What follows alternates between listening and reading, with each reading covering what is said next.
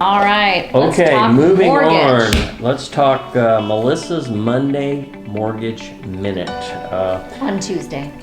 on Tuesday. It's not very old, it's just slightly old. So Very everybody knows that the Fed had their meeting and that rates were going to go up, and it did happen, and it was only a quarter point.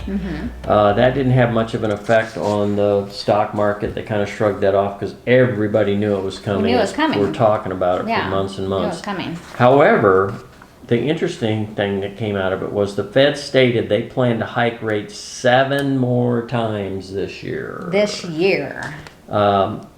You were wondering how often they meet. We were speculating maybe quarterly.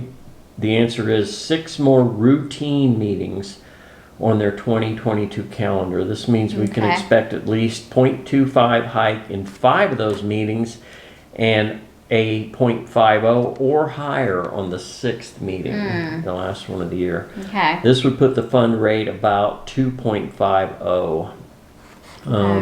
That'll be the highest it's been since 1990s, from July 1992 to December 1994, and then prior to that it was the 60s, October of 60 to May 62. So hopefully that's enough to get inflation under control, but we shall see. On the housing front, Melissa reports existing home sales showed that sales were down 7.2% in February. While this data was a bit worse than expectations, consider that sales are only down 2.4% year over year. Yeah. Which is quite impressive considering higher rates, higher home prices, and biggest lack of inventory. A lot of people want to buy a home. There isn't homes available. So I don't know where they're finding these homes. We're only 2.4% last year. So the homes are getting sold even though inventory is at bone dry levels. They are. What do you got for mortgage stats? Well, to add to that mortgage minute is while rates have shown a slight increase, they still remain at ultra low levels. This is taken from NAR statistics from home buyers and sellers. It's a Brian Buffini, which is one of our experts that we rely on for information. His real estate report that he does at the beginning of every year, kind of at the same time the president does the State of the Union address. He does a State of the Union address for real estate. Nice. So, and anyway, it's still an excellent time for new buyers to obtain home ownership. So kind of looking back historically over fixed mortgage rates over the past, 9 years is what they did it by. 2012 we had 3.66. This is saying 2021 we're at 3.07. Well, now we're over 4, but really just slightly. 2013 we were 3.98.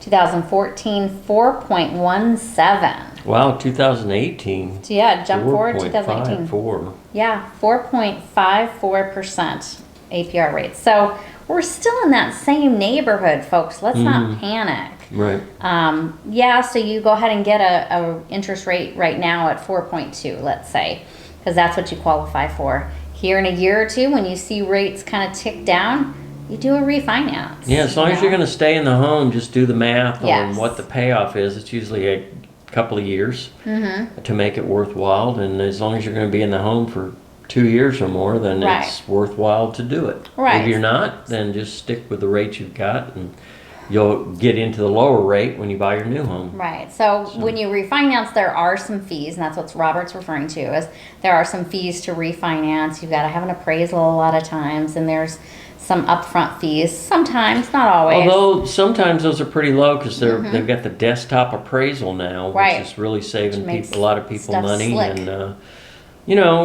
mortgages are a competitive business, so mortgage providers are willing to keep the price and cost low to refi to stay with them. So right.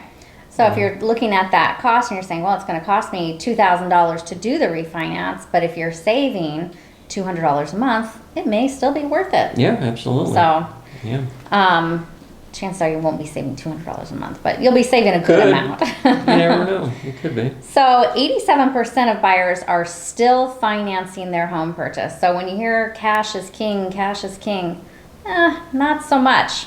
money is still relatively inexpensive, meaning that these interest rates are still fairly low. Very Why not borrow? attractive, yep.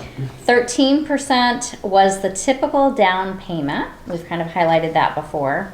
94% of all home buyers used a fixed rate mortgage. No adjusted rate mortgages. That was the downfall of the crash. Yes. The adjustable rate That mortgage. was the major part of the crash. When those indexed and everybody's rate shot up by 2% and two more and two more, and Yep.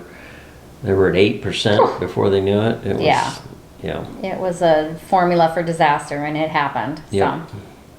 So 33% increase in refinance activity compared to the first half of 2020, which we know.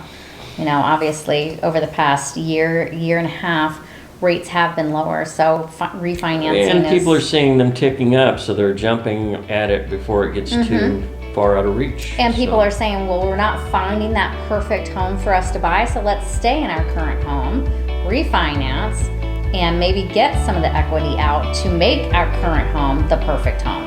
Right. You know, if it's workable. So, that's Thank you. what I have. Appreciate I have it. another